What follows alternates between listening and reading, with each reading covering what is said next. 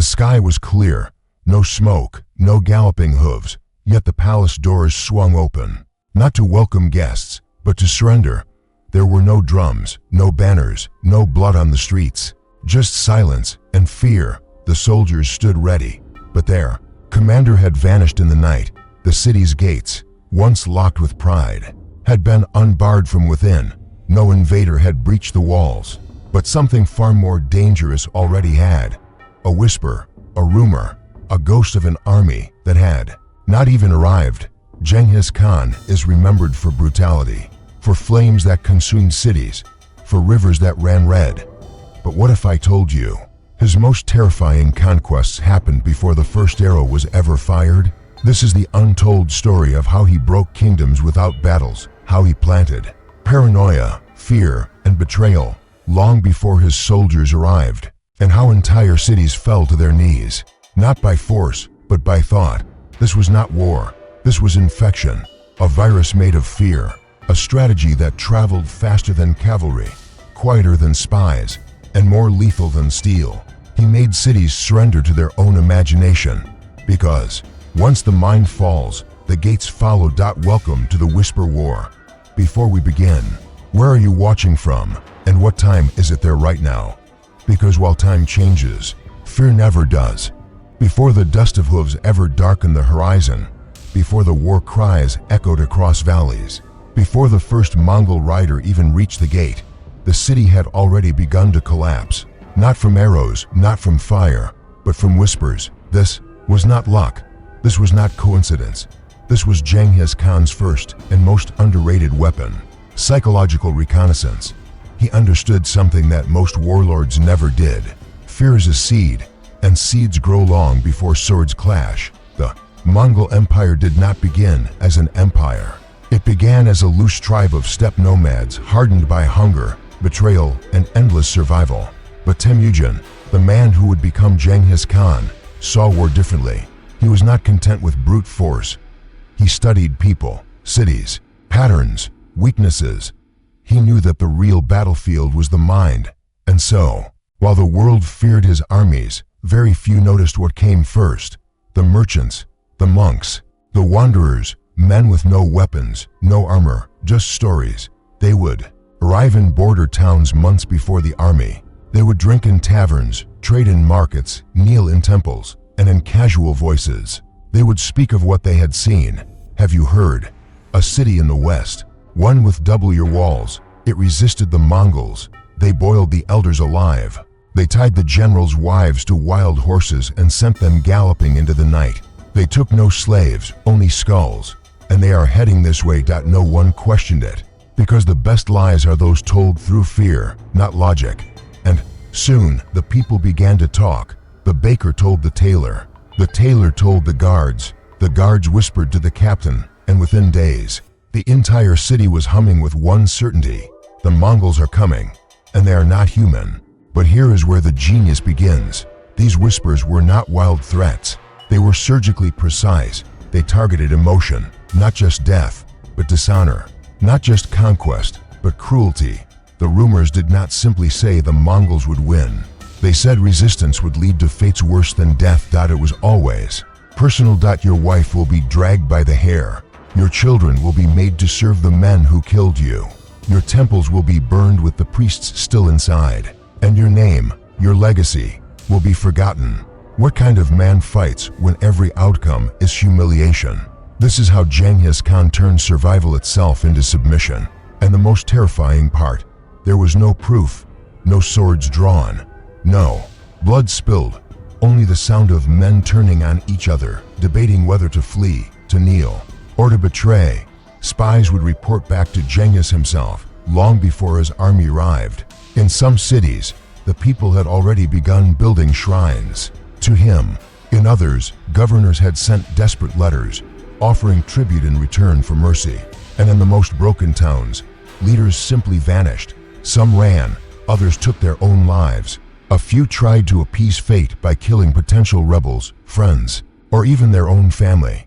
Genghis Khan never had to touch these cities. He let fear do the carving. But the brilliance did not stop with whispers. He knew that every city had cracks, cultural, religious, political. So he sent different messages to different ears. To the merchants, he promised free trade. To the lower classes, he promised to burn the palaces. To the scholars, he promised protection for books and destruction for temples. Every man heard what he wanted to hear, and every man feared what he could not control. This strategy reached its height during the Mongol approach to Nishapur, one of the richest cities in Persia. Weeks before the army came close, strange travelers appeared in nearby towns. They did not threaten, they warned. They said that the Mongols spared those who welcomed them and destroyed those who resisted. Slowly, Nishapur's citizens began to fracture. Some wanted to fight, some wanted to flee, but most just wanted to survive. By the time Genghis Khan's forces were spotted in the distance, the city had already begun to unravel. Families packed their valuables. Soldiers argued in the streets. The council split down the middle, and the gates, so proud, so impenetrable, began to look more like prison bars than protection. This is how empires fall, not from the outside in, but from the inside out. And yet, Genghis never relied on rumor alone. He made sure that when the whispers reached you, you had reason to believe them. Because behind every rumor stood one true story. One city that did resist, one town that did fight. And Genghis made sure no one ever forgot what happened to them. He would leave one man alive, sometimes blind, sometimes missing a tongue, sometimes carrying the heads of his own family. That man would walk, he would stumble, he would crawl, and when he reached the next city, and people asked what happened, he would not speak. He would simply point to the heads, to the scars, to the silence. This was the Mongol way. Let others do the talking. Let the fear spread itself. Over time, a strange pattern emerged. The closer Genghis Khan got to a city, the less resistance he faced. Not because he had more soldiers, not because his weapons were better, but because the battle was already over. In the minds of the people, they had already lost. They just did not know it yet. In Bukhara, one of the great Islamic cities of Central Asia, the Mongols faced strong walls and a proud military. But inside, the ruling elite had grown paranoid. Spies, it was said, had infiltrated their ranks. Traitors, they feared, were among them. Before the Mongols even set up camp, the generals turned on one another. Accusations flew. Executions followed. By the time the army finally approached, the city was exhausted. When Genghis entered Bukhara, he walked into the grand mosque and addressed the people. "I am the punishment of God," he said. "If you had not committed great sins, God would not have sent a punishment like me." There was no cheering, no defiance, only silence, because the city had already been defeated by itself. This was the first strike Genghis always made, the invisible one, the psychological one. He made men doubt their walls, doubt their leaders, doubt their own people, and once that doubt took root, it was only a matter of time before fear bloomed. Some rulers tried to fight it. They sent spies of their own, tried to intercept the rumors, tried to hold morale. But how do you fight a story? How do you silence 1,000 voices when the people want to believe them? You cannot, because fear is easier to trust than hope. And once the imagination is corrupted, it will betray its own master. That was Genghis Khan's genius. He did not need to break your walls. He only needed to break your certainty. And so, as his horsemen sharpened their blades, as campfires lit up the horizon, as banners rose against the moonlight, the real war was already over. Because somewhere, in the heart of the city, a frightened man was whispering in the dark, "They are coming. They are not men. They cannot be stopped." And someone was listening. There's a common myth about Genghis Khan, that his cruelty was mindless, that his violence was erratic, that cities burned simply because they stood in his way. But the truth is far more terrifying. Nothing was random. Nothing was accidental. Everything was designed. Every massacre, every spared city, every child left alive to weep over the ashes of their home. It all followed a formula, a blueprint of fear, because Genghis Khan was not just a conqueror. He was a psychological architect, and what he built was not just an empire of land, but of terror. It began with a pattern. One city resisted, and was destroyed utterly. The next city surrendered and was spared completely. The third hesitated and was made an example so brutal, even ghosts would tremble. This was not justice. This was not rage. This was a lesson. And Genghis made sure every nearby city learned it. His generals did not merely fight battles, they staged performances. They knew that violence must be seen to be feared, so they made sure the right people survived, the right rumors escaped, the right stories spread. When the Mongols razed the city of Merv, one of the richest metropolises of the Islamic world, they spared just a few survivors. Not leaders, not scholars, but peasants, tradesmen, messengers, the kind of men who would run. They let them crawl across deserts, stumble into villages, and collapse at the feet of governors. And when those men spoke, their words were filled with the precision of horror. They killed everyone, even the babies. The river was thick with blood. They made towers from the skulls. They laughed while they burned the libraries. It did not matter if all of it was true. What mattered was what people believed, because fear is not about reality. It is about perception, and perception, in the hands of a master, is a weapon sharper than any blade. But the genius of the fear blueprint was this: unpredictability wrapped in consistency. Genghis made sure people understood the pattern, but never felt safe in it. He would sometimes spare a city that resisted, just to keep people guessing. He would occasionally destroy a city that surrendered, if the tribute was not immediate enough. This created a psychological paradox. No one knew what the right move was. Should we fight to the death and risk total annihilation? Should we surrender and risk betrayal? Do we trust them? Do we trust ourselves? That uncertainty became his greatest ally, because when people are unsure, they hesitate, and hesitation is deadly. Entire cities were paralyzed by this uncertainty. Some took weeks debating whether to resist or submit, giving Mongol scouts time to map every gate, every blind spot, every weakness. By the time they made a decision, the decision was no longer theirs to make, and behind all this confusion was a simple psychological law. When people fear both action and inaction, they freeze. That inability to commit, was when Genghis struck. But perhaps the most terrifying element of the fear blueprint was the ritual of revenge. Genghis made it known: if one of his messengers was harmed, if a deal was broken, if a lie was told, the retribution would be not only total, but theatrical. This was not petty vengeance, it was strategic messaging.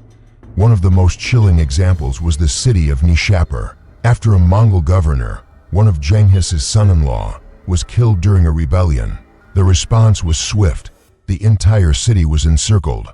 No one was allowed to flee. Every man, woman, and child, over 1 million people, by some accounts, was slaughtered. And then, they took it further. They dug up the dead and counted the corpses. Historians say they assigned a group to tally each beheading, a brutal census of obedience through death. It sounds mad, but it was not madness, it was message. This is what happens when you touch one of ours. This is the cost of defiance, not just death, but extermination with mathematical precision. And it worked. Cities hundreds of miles away began surrendering at the mere rumor of the horde's direction. Not because they had seen it, not because they had fought it, but because they had heard.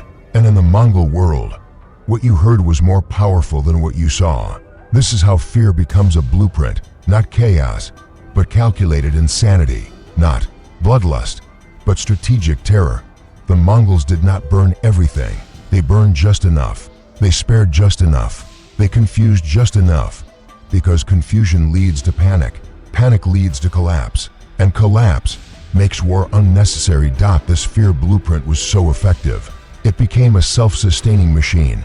The army would move east, but rumors would travel south, and people would begin surrendering to an enemy not even coming for them. That is the power of psychology. That is the weight of imagination.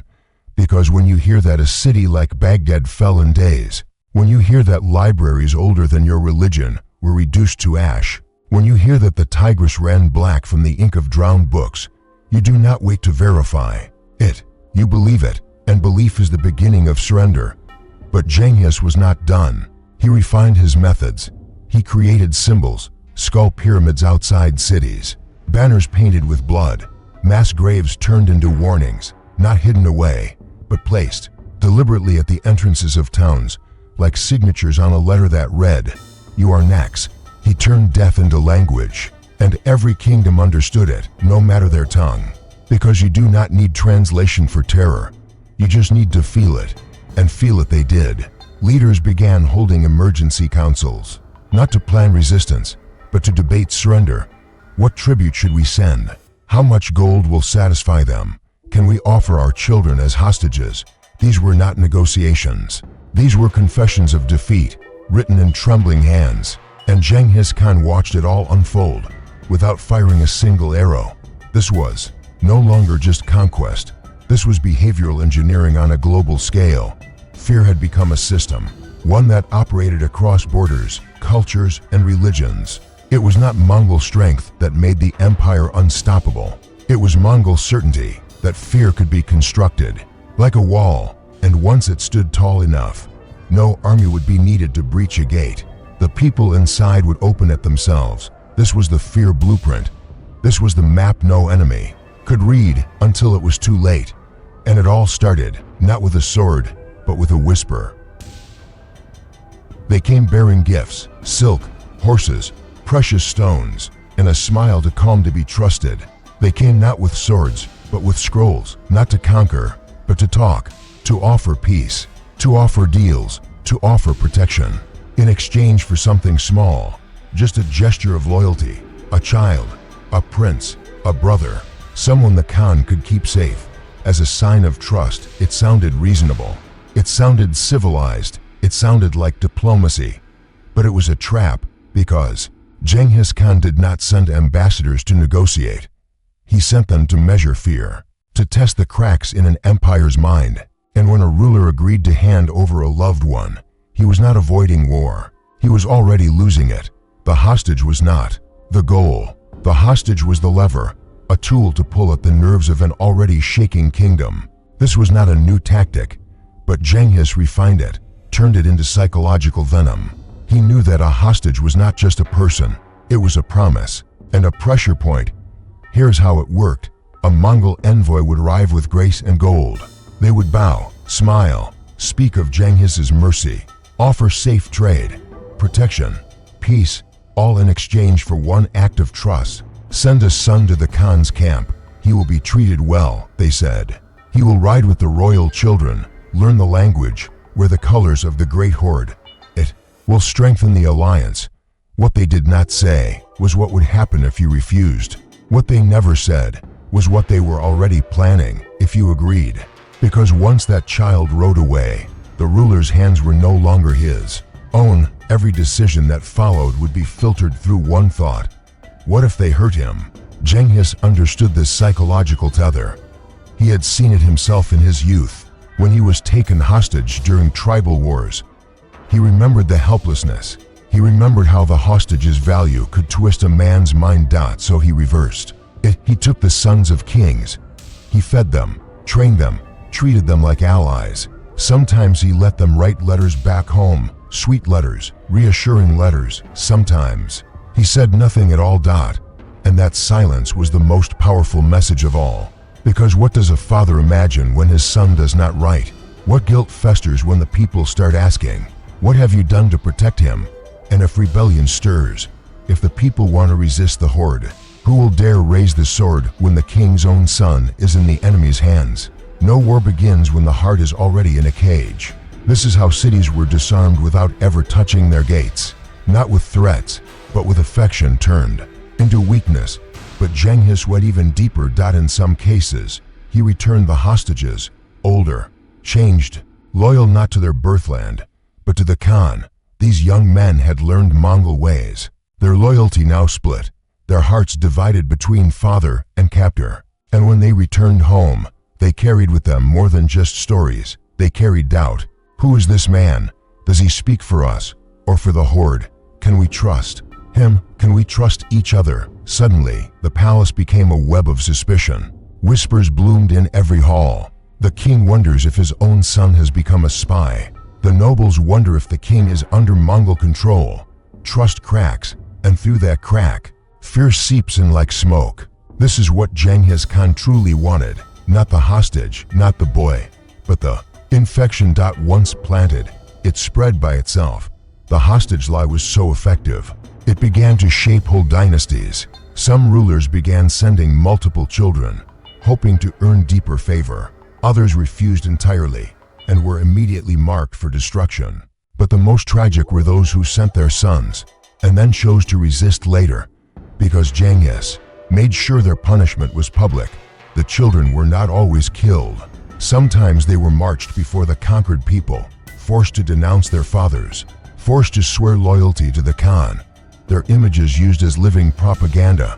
This broke the people harder than any blade. To see your prince bow before the enemy, to hear him speak their language, to witness your future raised by your destroyer, it shattered the spirit of resistance. Because if the bloodline has submitted, what right do the rest have to rebel? But even that was not the end. Genghis knew that hostages created not just fear, but leverage for betrayal. He would sometimes release them, not as a gift, but as a ticking time bomb. Return children, return governors, each one suspected, each one distrusted, and in a court full of paranoia, accusations became daggers. Some rulers began purging their own families. Others staged coups to prevent Mongol influence from infecting the throne. In one kingdom, the returned prince was strangled by his own uncle, for fear he had been turned. This was victory through chaos. Genghis never had to lift a finger. The kingdom destroyed itself. Even more chilling, there were times Genghis sent fake hostages, or made threats about hostages he never had. It did not matter if the boy was alive, dead, or never existed, only that the ruler believed. Because, in psychological warfare, truth is irrelevant. Perception is the battlefield. The hostage lie is still echoed in modern history. Dictators imprisoning families of defectors. Warlords negotiating with civilians held as bargaining chips. But none wielded it with the precision of Genghis Khan. He turned love into liability. He turned blood into bait. He turned diplomacy into a dagger, held not at your throat, but at your heart. And once the fear took root, the people became their own enforcers, silencing dissent, crushing resistance, whispering, always whispering, "Do not anger them, my cousin is still there, your brother has not written." What if? And so the empire grew, not through steel, but through silence, not by defeating enemies, but by making them choose defeat themselves. That is the hostage lie. A lie so powerful, it made truth unnecessary. It was just one army, but it felt like 10. No one had ever counted it, and yet everyone spoke in impossible numbers. 50,000, 100,000, a million, no one knew. And that was exactly the point, because Genghis Khan understood something most generals ignored. When you control how large you appear, you control how strong they feel. This was not deception. This was orchestration, an illusion designed to stretch across deserts and minds alike, not to fool the eye, but to break the heart. This is the untold genius of Genghis Khan, the creation of a shadow army. It began with movement. Mongol riders were not just fast, they were calculated. They split into units, small, nimble, scattered. They would approach from the north, then vanish. A week later, riders were spotted in the east, then the south, then the west. But it was the same men rotating, looping, vanishing behind hills, then reappearing days later, as if they were endless. Villagers swore there were hundreds of thousands, but no scout could confirm it. No patrol returned certain, and in that uncertainty, cities made their first mistake. They assumed the worst, and once that thought took hold, Genghis had already won. But movement was only the beginning. At night, Mongol soldiers would build more campfires than needed, sometimes 10 times more. From the city walls, it looked like a sea of flame. It looked like every hill, every valley, every plain was crawling with soldiers. Panicked towns would send riders to estimate the force, and Mongol scouts would intentionally lead them into false paths, into large circles of tracks, discarded armor, scattered banners. These were theatrical deceptions, designed to inflate perception. And it worked. By the time the scout returned, if he returned at all, he would describe what he had seen not in facts, but in emotion. They are everywhere. They never sleep. Their horses do not tire, they cover. Miles and hours. It did not matter if it was true. What mattered was what the king believed and what he told his people. But the real brilliance came from the silence. Sometimes the Mongols would surround a city and wait. No attack, no demands, no banners. Just presence. The silence would last for days. No one slept, no one ate.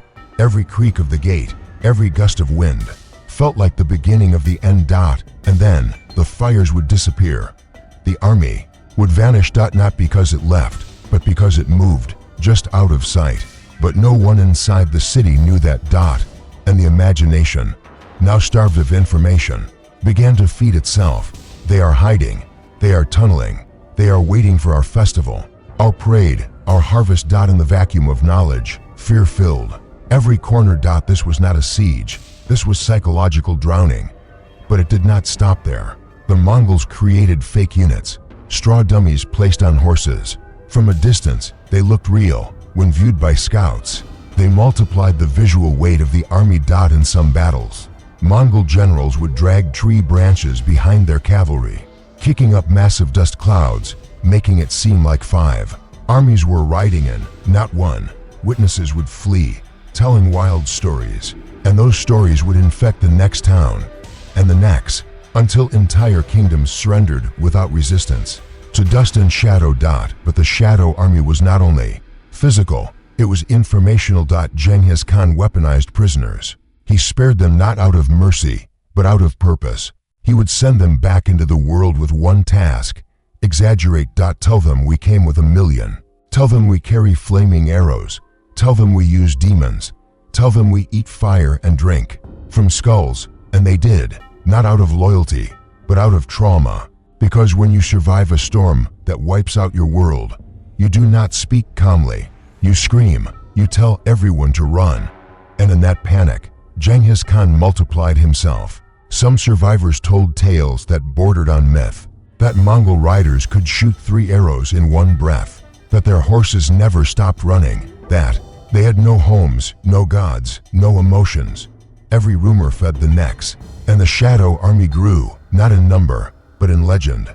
But here is where the psychology turned lethal. Once a city believed the horde was too large to fight, it began to break itself. For generals argued, advisors fled, wealthy families bribed their way out, militias turned on one another over how to surrender. The army did not have to strike, because the enemy had already fractured from within. And Genghis knew it. He understood that panic is louder than orders, that men do not need to see death, they only need to believe it is coming. And the more terrifying the image, the less rational the reaction. This is how he cracked fortresses, not by force, but by making them believe they were already surrounded by 1,000,000 ghosts.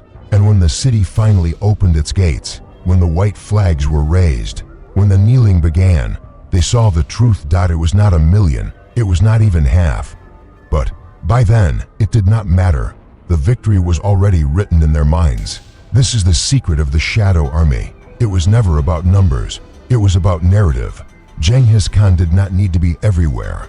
He only needed people to believe that he was, and in doing so, he created the only army in history that conquered cities without ever stepping inside them. There are sieges that end with blood, and then there are sieges that end with whispers, not of arrows, not of fire, but of doubt, of betrayal, of fear that grows so loud. A city collapses from within, before the enemy ever arrives. That is where the genius of Genghis Khan reaches its coldest form, not in how he fought, but in how he made others believe they had already lost. This is the chapter of cities that opened their own gates, that slaughtered their own defenders, that bowed to a ghost they had never seen. Because sometimes, fear turns the key faster than any battering ram. Let us begin in Nishapur. It was once a thriving jewel in eastern Persia, walled, wealthy, proud. But when news came that Genghis Khan's generals were riding west, Nishapur changed. The council split. Some argued to resist, others urged negotiation, but none of them knew something very important. Genghis had already planted his seed, not with spies, but with reputation. Weeks before his army arrived, traders whispered of towns burned to dust, of people boiled alive, of women impaled, men skinned, children nailed to walls. Were all of these true? No, but enough of them were. And that is all it took. In fear, Nishapur turned on itself. The gates were not breached by Mongol archers. They were opened by citizens who could not sleep anymore. Merchants bribed guards. Guards betrayed nobles. Nobles fled, leaving chaos behind. When Genghis Khan's son arrived, he did not fight a city. He walked into a funeral because the city had already died of fear. But the most chilling story comes from Urgench, the richest city of the Khwarezm Empire. Their walls were thick, their armies were strong, their rivers made natural defense. But Genghis Khan did not care about their strength. He aimed for their mind. He sent messengers not to threaten, but to ask. Submit and be spared, resist and be remembered. It was not a choice, it was a mirror, because by the time the message arrived, the rulers of Urgench had already seen what happened to cities that resisted. Heads stacked like pyramids, eyes gouged and sent in boxes to kings, mountains of bones. And suddenly, defense felt foolish. The council fractured. Some wanted to flee, others wanted to send a tribute. But the people panicked. Markets shut down, bread was hoarded, doors were bolted, not against the Mongols, but against neighbors. Fear turned them into strangers before the Mongol army even set foot outside the gate. Urgench was a ruin of trust. When betrayal came, it came quietly. A few families opened the water gates, flooded parts of the city, distracted the defenders.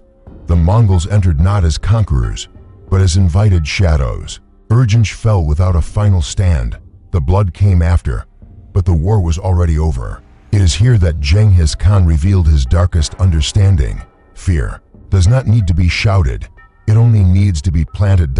And once it roots, it eats through walls, governments, armies. But what about the brave cities? The ones that chose to resist? They too became lessons. The city of Merv. When they refused to surrender, Genghis arrived himself. He offered one more chance. The elders hesitated. The next morning, Merv was erased, not conquered. Erased. 100,000 executed. Pyramids of skulls outside the gates. A warning carved in silence. But that massacre was not random. It was a message to the next 10 cities, to the merchants who fled, to the prisoners who were released to spread the word. And spread they did. Each city after that would remember Merv, would remember what happens when you resist. Genghis Khan did not just fight cities. He infected them. He turned every survivor into a carrier of fear, every whisper into a weapon. And in doing so, he broke the cycle of conventional warfare. Because what happens when people believe death is coming, even before the horns blow? They crumble. They argue, they flee, they submit. And Genghis knew one final truth. A terrified man will destroy his own country faster than any enemy can. In the city of Balkh, something strange happened. Before the Mongols arrived, the army deserted. Farmers set their fields on fire. Wives buried their jewelry. Teachers burned their books. They were not at war. But in their minds, they had already lost. And that is the truest weapon of Genghis Khan's psychology. Not the sword, not the bow, but the idea that resistance is suicide, that survival lies in obedience, that fate is already written, and only fools try to change it. He turned cities into ghosts, turned courage into madness, and made surrender feel like wisdom. This is why so many surrendered before the fight began, not because they were weak, but because he made hope look dangerous. And when hope dies, no army stands. This is how empires fall, not with a final battle, but with a door quietly unlocked, a gate slowly opened, a key turned by shaking hands in the dead of night. Because sometimes the greatest victories happen in the minds of the enemy before the first arrow is ever fired. You just heard tales of burning cities, shattered walls, and mountains of bones. But tell me something. What is more terrifying? The blade that ends a life, or the whisper that ends a civilization? Genghis Khan did not ride with just horses. He rode with rumors, with visions of what would happen if you dared to say no. He built an empire not only on corpses, but on calculations, on psychological collapse. And that is the true secret of his terror. It was not cruelty, It was control. He turned fear into architecture, paranoia into policy, and every burning city became a signal, not just to the enemy, but to the next mind he planned to conquer. This is not just about history. This is about how the mind breaks before the sword ever arrives. So next time you hear about Genghis Khan, do not just think of horses and arrows. Think of the quiet moments, the commander who fled before the fight, the advisor who begged for surrender, the merchant who spread stories darker than death, because Genghis understood something eternal: control the fear, and you control the future.